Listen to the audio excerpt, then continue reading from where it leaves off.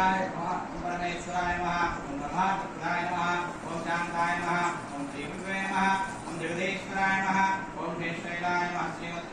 वेंकटेशाय नमः यदाशक्ति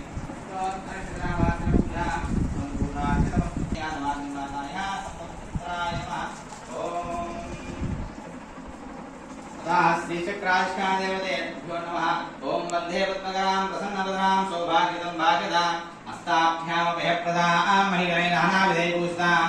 भक्ताभिष्टफलप्रदां हरिहरब्रह्मद्यविषयविदां